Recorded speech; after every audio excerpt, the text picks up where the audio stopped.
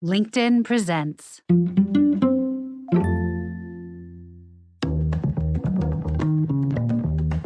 For all of us, it's about predicting where the consumer is going and getting half of it right. One of the things we want to do is create ads that don't suck. Embracing change creates great possibility. I'm Alan Hart, and this is Marketing Today. Today on the show, I've got Tom Nolan. He's the CEO of Kendra Scott and leads the billion-dollar jewelry business by balancing their day-to-day functions and strategy with the integration of the brand's core pillars of family, fashion, and philanthropy into every single customer touchpoint. In addition to serving on the board of directors, he oversees the brand's substantial growth, global expansion, and evolving retail model. Tom's got more than 2 decades of experience in brand building from a diverse range of companies, including Ralph Lauren, Condé Nast, and his own entrepreneurial endeavor, Prospect Brands. On the show today, we talk about Tom's rise from the first in his family to graduate from high school, ultimately going to college. We'll cover more of that as we get started in his desire to play 2 sports, not 1 at college, but then his rise through the sales ranks up to publisher in a media company, and then switching to fashion, joining Ralph Lauren, and then his own entrepreneurial ventures and board memberships that he sits on today. We also talk about Kendra Scott and their successful growth and the path that they've been on and how philanthropy is at the root of what they're doing. So I hope you enjoy this conversation with Tom Nolan.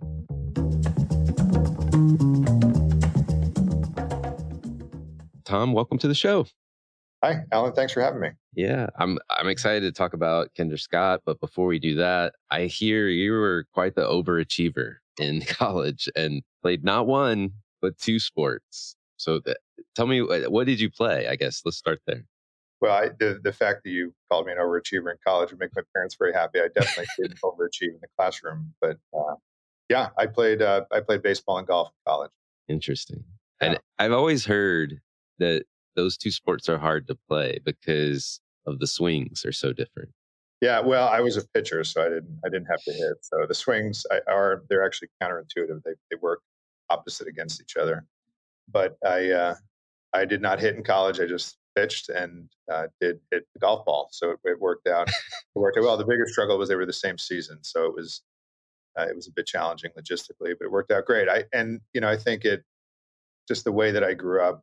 I didn't really have much. I was the only person in my family to graduate from high school, so I had a strong work ethic from a young age, and I think just kind of parlayed itself into sports, which worked out well, and helped pay for college, which my family couldn't have done. So it worked out really nicely. I was really, really, really happy. No, that's awesome. That's awesome. Well, from those early days at college to now, you're the CEO of Kendra Scott. How'd you get your start in business, and where were some of the stops along the way? Yeah, it's been an interesting journey as I look back on it. Some of it was purposeful, but a lot of it, I think, in life, you get lucky and fortunate, and you just try to make the most out of good opportunities. And I've been really lucky and fortunate enough to be able to do that. But like I said, I was the only person in my family to go to college. In fact, graduate high school. So unlike most people, and it's funny, I now have a freshman in college, so I share these stories with her. She doesn't appreciate my stories by and large, but this one, I think, hopefully she does. Because of the way that I grew up, my dad being an electrician, I never had internships. So during my summers, if I wasn't playing sports, I'd work for contractors, roofers, and I'd do side jobs with my dad. My mom had a hot dog truck and a Good Humor ice cream route, and I would help her with that. So when I got done with college after 4 years, literally the only thing I had was a piece of paper. It was my diploma. I literally didn't do a single internship. I didn't even know. I knew, I guess, that my roommates and teammates did that sort of thing. It wasn't something that I had the ability to do, Right. or even have the wherewithal to know that I needed to do it. So anyway, when I got out of college, I really struggled trying to find a job. I interviewed at dozens of places, and everybody said no because they would look at I didn't have a resume, right? So I interviewed for some very strange things. And so I kind of tripped into the publishing industry. I had a interview with a guy named Jason Sparks, who worked at publishing firm in New York City called Ziff Davis. And I grew up on Long Island, so New York City was like a natural place to work. And after, I probably had no said to me 30 times, I interviewed with this guy, and it was about selling classified ads in the back of PC Magazine. This was in the year 2000, so technology was kind of prevalent then. And I didn't even really know what that meant. But anyway, I interviewed with this guy, Jason, and he asked me some pretty poignant questions. The most poignant question was, "What are your goals?" And I gave him some kind of stupid answer that a typical 22-year-old might give, who didn't really have any goals other than short-term graduating college. And I said, I want to get this job and make money and just stupid things. Anyway, he threw me out of his office, and he was like, "Look, I don't want to hire anybody that doesn't know where they want to go and what they want to do, and it's just kind of meandering through life." And it hit home, and I got up and sheepishly was walking out of his office. I got like halfway down the hallway. And I was like, "Oh man, I can't go home. If I go home, I'm going to be an electrician." Right. My dad, they're going to throw me out of the house, and I'm not going to have a choice.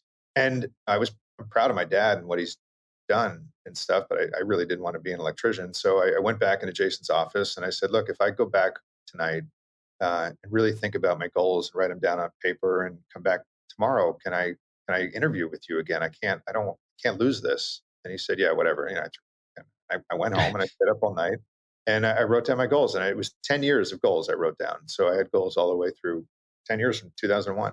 And I was really thoughtful about it. And a lot of them were personal, and some, a lot of them were professional. And I literally stayed up all night. I went back and gave Jason the list, and we went through it, and I got the job. And what I learned, kind of back to that work ethic thing, a couple of things, and I'll kind of circle back to the goal thing in a minute. Right. But when I started there, I was basically in a bullpen, so to speak, and we just made outbound call. I was just cold calling all day. Right. And I learned early on that I wasn't going to be the smartest person in most rooms, but I knew that I would outwork anybody because that's all I knew. Right. Mm. So we had like this scoreboard up there, and that really resonated with me, anything sports related. So like I looked at it as a scoreboard and a challenge, and like we did call volume, and so and so would do 20 calls a day, and another person would do 25. And if you worked really hard, and like somebody stretched, you do 30. And like Jason, the guy who hired me, was like monitoring it. Right. And it was outbound. We're all in cubicles, and everybody that walked by saw the scoreboard. And I was like, all right, I like this. It's like a challenge. So I said to myself, like, I'm going to make 100 phone calls a day. And it was 3 times what anybody else was doing. And I'm like, well, what else am I going to do? I'm not going to go home in my parents' basement. And I didn't really care about like going out with my colleagues at work and drinking and all that sort of thing. So I was like, I don't want to stay in this job forever. So I'm just going to work my tail off and see what happens. So anyway, I did it. And a couple of things happened. Number one, every one of my peers started to hate me. I really am. And number two, everybody above me started to notice what I was doing. And then the third thing was I was getting a lot more business, and it was just purely through work ethic. And so I quickly rose through the ranks there, really just based on determination and work ethic. And stayed with Ziff Davis for a little while. They moved me out to San Francisco, opened an office for them there, had a lot of success, wind up landing at Condé Nast ultimately in the publishing industry, and became a publisher at 26 years old, which is kind of crazy looking back on it now.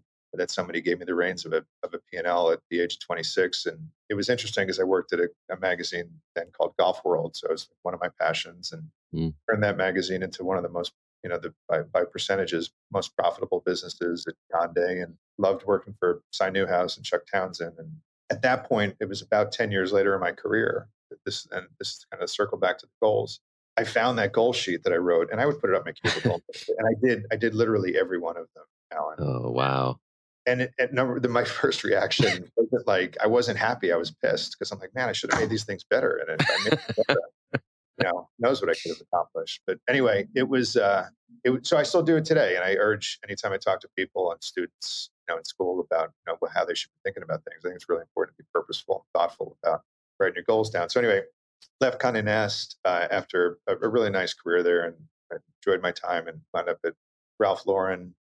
Spent a number of years there and learned the brand from Ralph, which was incredible. Learned the business from a guy named Roger Farah, who was equally as incredible. And then left Ralph and started my own holding company with a private equity partner called Prospect Brands, because I grew up on Prospect Place, and we owned a couple of different distressed assets.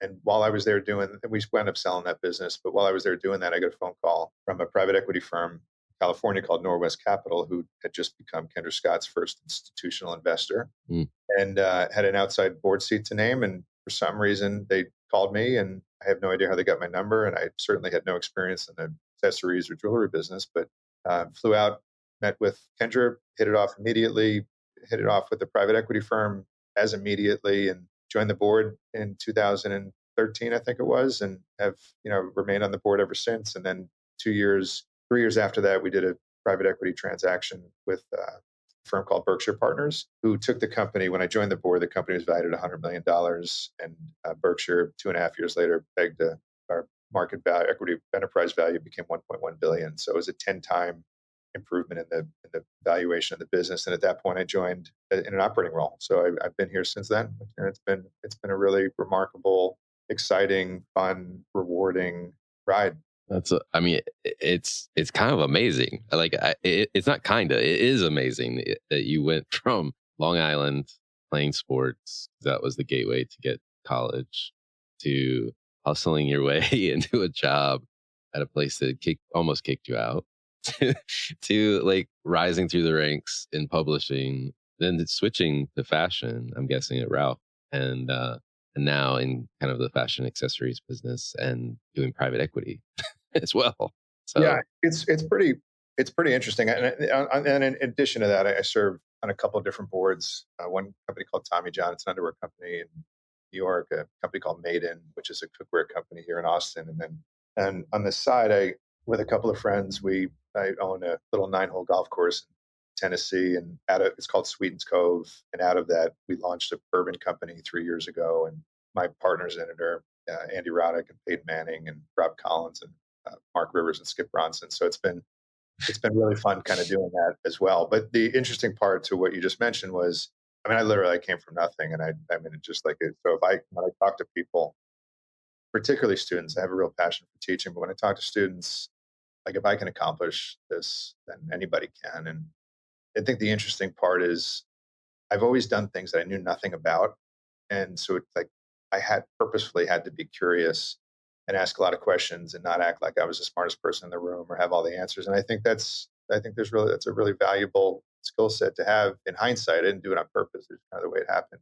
And I'm so fortunate that I get to work for a person in Kendra who, grew up very similarly to me, and, her doggedness and determination, especially, 21 years ago when she started this company with $500 and a dream as a single mom. Things were a lot harder for they're still not where they should be for women, but 21 years ago it was a lot harder to raise money and launch a business. She's one of, I think, 20 female founders who's created a business worth more than $1 billion, and it's amazing. And she's done it through very similar hard work, determination, doggedness, a passion for what she does, a passion for people, a passion for the customer. And so we're very like-minded in how we think about doing things the right way, doing good in the world, taking care of our customers, treating our employees the right way. And it pays a really nice dividend. Interesting. Well, I know when you started your operating role, you actually started out as CMO or something very akin to that. And now you're the CEO. I interview CMOs every day. And I think the one question they keep asking is, what's the perspective from the CEO of what the CMO should be doing? So I'm going to ask you, the CEO, what would you be telling the earlier version of you? Yeah. So I started at the company as chief marketing and chief revenue officer. So I oversaw sales and marketing. And I would say the short answer to your question is to drive sales. I think marketing's ultimate responsibility and measure of success is, you're driving traffic, which ultimately drives sales if you have a good conversion. And, if you're in a business like ours, which is omni, where we control 85% of our direct business between our retail business and our e-commerce business. So we do that really well. So if the marketing team is doing their job effectively and driving traffic to our stores and our website, then our team's going to do their job and convert that traffic into sales. So to me, the truest measure of marketing is the business growing, right? So I always tried to tie myself to sales. And I started as a salesperson, so that's easy for me to say because it resonated. Right. But I don't think a lot of marketing people, or maybe not enough marketing leaders, have that perspective, because where I got into trouble sometimes as in that role, the marketing function was, we'd sit in board meetings and I'd go through statistics and data, and a lot of it was ambivalent, right, and ambiguous. And I think in hindsight, I could have done a better job of setting really clear KPIs of what I wanted to achieve and how we were going to achieve and how we were going to do it, and then proving once those things happened, did we achieve, did we over index, did we under index, and along the way, if so, how did it work? And I think I just tied it to me because it was my comfort level, was the overall health of the business and how much sales were growing and how much traffic was growing. And I was fortunate too at that point and I was still on the board, so it was easy to have that perspective. But I also was fortunate the business kept continuing to grow. So so if the marketing team, not me, but the marketing team was doing their job really effectively, and it worked. Yeah. It gets back to that scoreboard from your early sales days. Do you have a scoreboard and do you know how you're driving it, essentially? Yeah. I mean, look, it's easy for me because that's just how I'm wired. So I like a challenge. I like when somebody says something. I kind of grew up a little bit with a chip on my shoulder, just kind of because of where I came from. And I think that chip has been a great motivator for me. And Kendra has the same, she's wired the same way. And I think that one of the cool things about our company is we have this like tenacious desire, not even desire, like need to win and be successful. But we do it, and she set the mark here. I mean, we do it with kindness and compassion and thoughtfulness and understanding in a way that most companies that have that burning tenacity and fire inside of them, a lot of the times those environments aren't great environments to work in. They become cutthroat and it becomes all about winning. And we're like that, but we do it with, and we have fun doing it. And there's a kindness and compassion about it. And it really comes from her. And I think the fact that our company is 95% female, I think certainly adds to that. We have so many superheroes here, when working moms, that we've had to have flexibility all throughout the existence of the organization. So like when we got to COVID, it wasn't that hard because our company's always been flexible, right? I mean, if someone needed to go pick up a kid from school or had a sick child at home or had a spouse that needed help, like we were always understanding. So when COVID came, outside of some of the things we had not dealt with, the flexibility part of it, I think was easy for us to deal with because it's kind of been at the root of our culture from the beginning. And we didn't and you don't have to sacrifice success or sacrifice winning or sacrifice hard work to do that. You can do both. Love it. I love it. I know kindness and compassion seem to be kind of like core values of Kendra Scott. How does your philanthropy fit into the mix of there? Because it seems like that's an important part of the company as well. Yeah, I would say it's our most important part. We are 3 pillars of family, fashion, and philanthropy. And philanthropy is I would say the pinnacle for us since Kendra started the brand in 2001. I mean, she's always said that giving back is the truest form of success. It's in our DNA, and we have countless examples of it. And I think the unique thing that we've done here is we really do it on a one-to-one basis. And I'll tell you just a quick story of kind of back to how I got here. But some data points for us are 2010, we've given back more than $50 million to local charities and international causes. The brand focuses on health and wellness, education, entrepreneurship, women and youth empowerment. And we just launched the Kendra Scott Foundation, which we're all really excited about. We've always kind of seen it that way, but that foundation is going to really allow us to control where funds are contributed, deepening the investments and changing lives for anybody in need, but particularly women and youth. And every company now, and every company should have from the beginning, but I think every company now is focused on ESG and having some social component or give back because it's the right thing to do.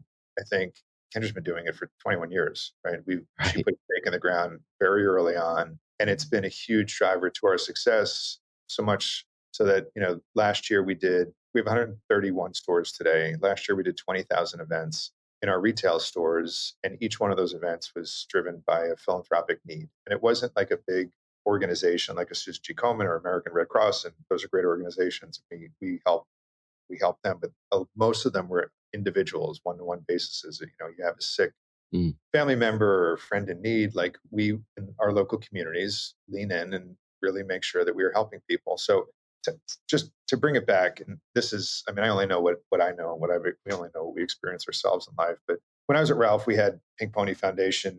My family has always given back and volunteered, that sort of things, because I've been fortunate in life that I didn't come from a lot, and I've done more than I thought was possible. So I feel like giving back is really important. And I knew that we did a lot of philanthropy here as a board member. But after we had our transaction with Berkshire, Kendra asked me to join the company. I was living in North Carolina with my family, and I was not interested to move to Texas. She asked me to join the organization. I was like, no, I'm not living. I don't want to live in Texas. I haven't spent a lot of time there. I'm very happy here. I have 4 young children, and Mhm. we're good. And we do something called Kendra Cares, which is where we take our color bar. So in all of our stores and on our website, we were the first company in our category to have a create your own, where you could walk in and custom make jewelry for yourself and walk out with that product. So it was pretty revolutionary at the time, and it's still a core tenet to what we do. So we take a mobile version of that. We bring it to hospitals and schools and businesses, anywhere where we can go and serve others. And she had urged me to go to one of our Kindred Cares events before making my final decision if I was going to come work here or not. I'd already made up my mind that I wasn't coming to work here, just FYI. But Right. I was like, okay, I'll begrudgingly go. So it was at the event that we were doing. I was in New York for a board meeting for another company, and it was at Sloan Kettering's pediatric oncology ward. I have 4 children, and I'd never been in a pediatric oncology ward. I hope to have never been one as a father, but I was not looking forward to going. And I'm like a super emotional person. Like I cry in the movies and sad commercials every time I leave my eldest daughter at Villanova and all this sort of thing. So I was not looking forward to going. I knew I was going to get sad. I didn't want to embarrass myself. I didn't want to make families uncomfortable if I kind of lost it. But so I begrudgingly went. And I remember getting in the elevator. Like I remember how it smelled. I remember the ride up and before the doors open. And I was like just dreading this sad, awful place I'm going to walk into.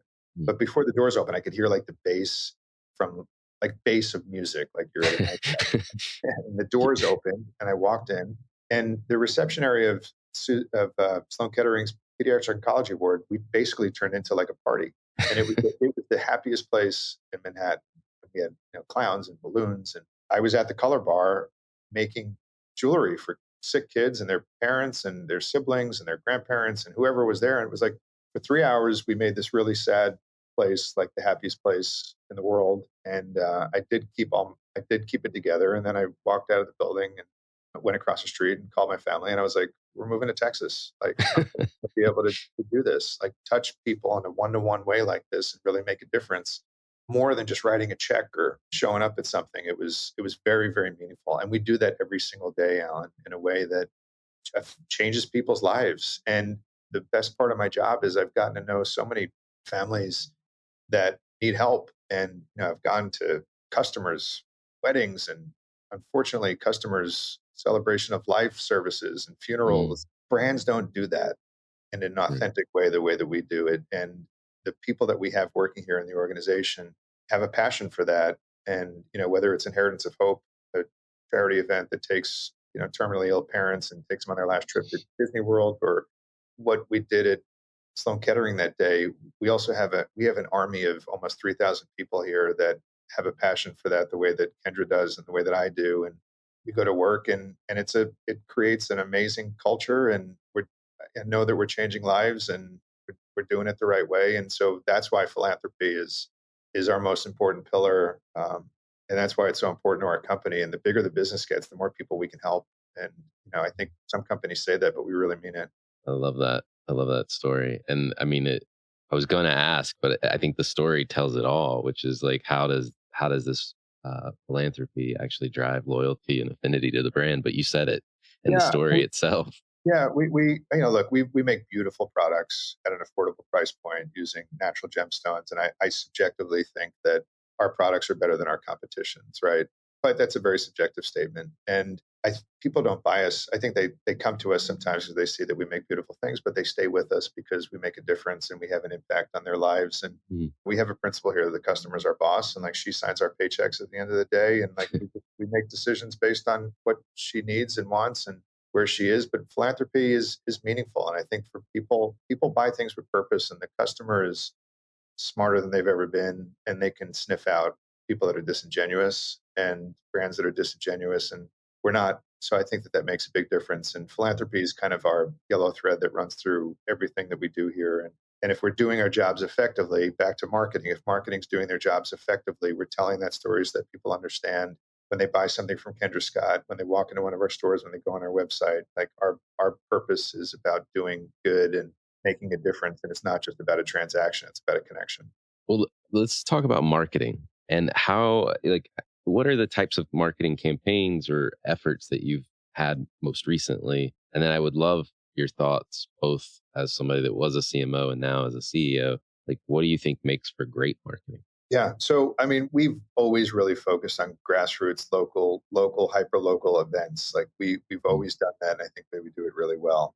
Some of the bigger things that we've done that I'm really proud of, and I think have connected with our customers and were really interesting, was Mother's Day of 2022. We did a Take the Time initiative where, and again, our constituency is predominantly female. 95% of of our employees are female, but we declared Mother's Day a kind of paid holiday for all of our employees. No one's done that before. I thought that was really interesting. The marketing team kind of drove that, and clever, and the right thing to do. Like, and I look back, I'm like, geez, how do we not do that?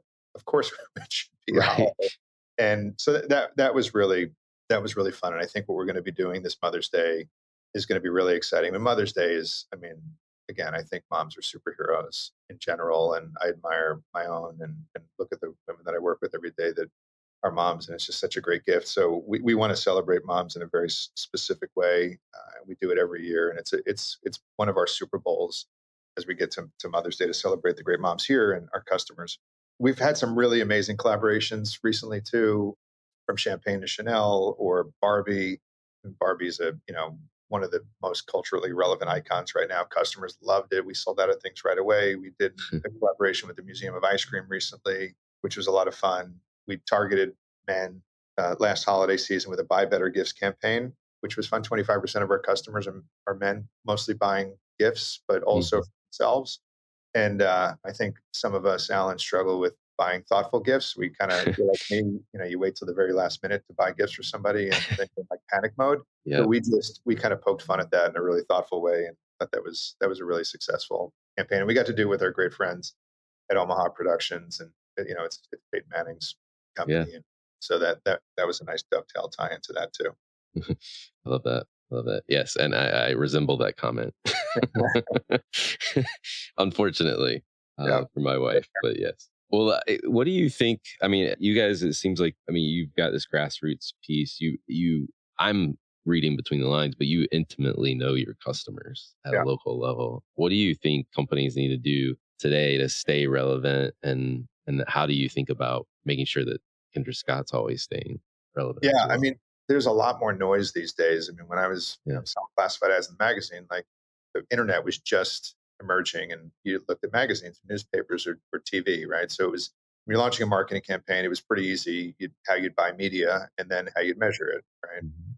Today, it's changed a lot. Everything's so fragmented. Keeping people's attention span is a lot more challenging than it used to be. But I think at the end of it, it's got to come down to experience. If you have a good relationship with your customers and you understand who they are and what motivates them, and I believe that we do through the great work of our team, then it just becomes about like authentically telling your story, doing it the right way, and not trying to, I just don't think you can fool people. And I think if Mhm. you're not authentic and trying to do things that are disingenuous, then people sniff that out really quickly. So I think authentic storytelling is really, really important. And then you got to have a multifaceted, multi-pronged approach of always on big brand campaigns with thoughtful targeting from an events perspective, how you're thinking about social media, how you think about halo, brand heat, but just doing it in a consistent, thoughtful, authentic way, I think is really important. And I think the brands that do that really well have had success and will continue to have success. They don't try to be something that they're not.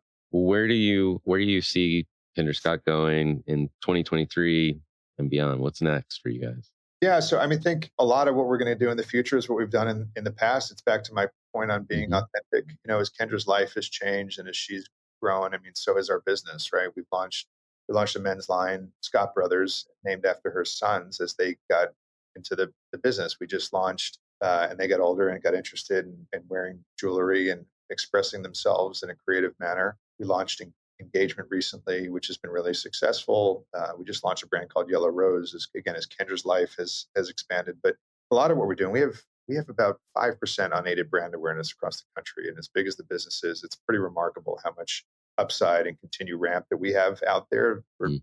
just continuing to preach the gospel about who we are and letting people find out about that. But we're going to continue to roll out our new in-store experiences, new store concepts across the country. Retail is at the tip of the spear for us as it relates to customer experience. So we're going to keep doing that. We're going to keep expanding marketing collaborations and partnerships as opportunities come up that we feel like make sense for our brand and are authentic, and just trying to get out there and tell as many people who we are and the difference that we make. Because like I said, the bigger and more powerful and more aware of the brand they are, that people are, the more impact difference we can make in people's lives. Love it. Love it. Well, one of the things we like to do on the show is to get to know you even a little bit more than we already do. We know you have this insatiable drive that took you into playing two sports in college and going back and landing that job, the first job outside of college. But my favorite question to ask everyone on the show is, has there been an experience of your past that defines and makes up who you are today? Yeah, I mean, there's been a million of them, Alan. I lost my sister 10 years ago. She had a brain aneurysm, so it was really sudden, and we didn't expect it. Obviously, she was my only sibling, and I saw how devastating that was to my parents. I was a parent at the time. I had two of my children were born then, but I think that was a defining moment for me for sure, because at that point in my life, I was in my early 30s and so focused and driven on my career and what I wanted to accomplish in life. And I think it sidetracked some personal relationships. And Mm. that was a wake up call for me that life is short, right? And you never know what's going to happen. And it changed a lot of my behavior and how I treated people, but also really how I valued time. And I think when I think about the currency and that matters the most to me, it's time. It's the one asset you can't get more of. You can always make more money, you can acquire more things. You can't get more time. So I think when that happened, man, it was 11 years ago now, but when that happened 11 years ago, it really kind of reset my life for me of what my priorities were and just how careful I became with my time. And my circle got smaller, people that I didn't want to waste time with. And my life really became, my family became a lot more important to me. And not that they weren't before, but I just became more diligent, disciplined about time management and focus and that sort of thing. So that for sure was a defining moment. I mean, having my children 4 times was a defining moment for sure. Right. You stop living for yourself and you start living for somebody else.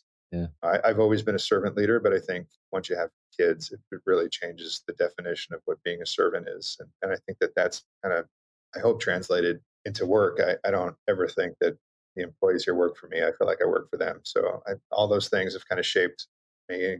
You are your life, right? Like in the experience you have. And I hope those things have made me better at my job and hopefully a better parent, partner, and those sort of things. Love it. Well, thank you for sharing that. Yeah. Well, if you were starting this journey all over again, what advice would you give young Tom? Yeah. I wouldn't change a lot about my past. I'm pleased with how things have worked out in a lot of ways. Probably I would have told myself to invest in Tesla when they launched. That was probably one thing. But no, seriously, it would have been the time thing. Don't waste time with people and things that aren't important. And I look back when I was younger, my 20s, 30s, I think it's just natural. You got to find your way. But I wasted a lot of time on things that, looking back now, just weren't important. So I think that time is the most important thing, So it would be about that. Just don't waste time. Well, is there a topic that either you're trying to learn more about or you think marketers need to be learning more about? I think that the marketing world, when I sit in, whether it's in marketing meetings here or at board meetings for other companies, I think that the marketing world has gotten so reliant upon, in a good way and a bad way, data and analytics. I think it's really important. But you got to get out in the field and see and talk to your customers. I think too many times, especially at a high level, CMOs maybe just are managing down versus getting out in the field and just picking up the heartbeat of your customers and listening to them and talking to them and walking a couple steps in their shoes to see how they're seeing things.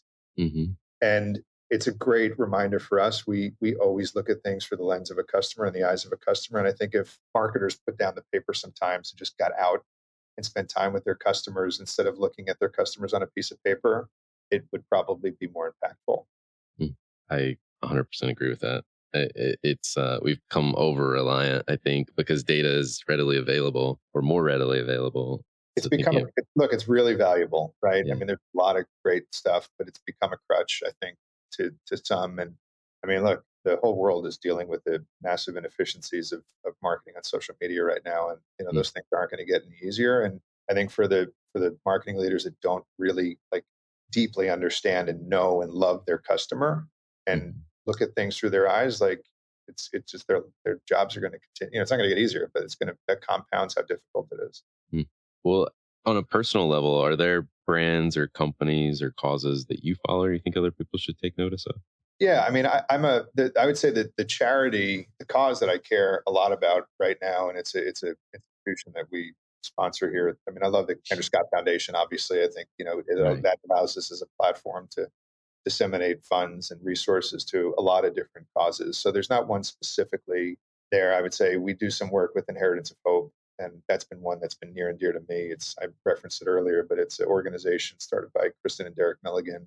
Derek's become a good friend, and we've been partners there for a long time. And I'm fortunate enough to volunteer every year with my youngest daughter, Cameron, and we go and serve families that have a terminally ill parent. And we've gotten to know the kids and the spouses, and so I'm passionate about that. I think that the brands that I really admire, I mean, I'll always admire Ralph because I loved working there, and I love Ralph the person and what they've done and where he came from. I mean, his dad painted murals inside of apartment buildings, and he started making ties, and he's turned it into an American. He's the American icon, and he's a wonderful being. So I love what they do.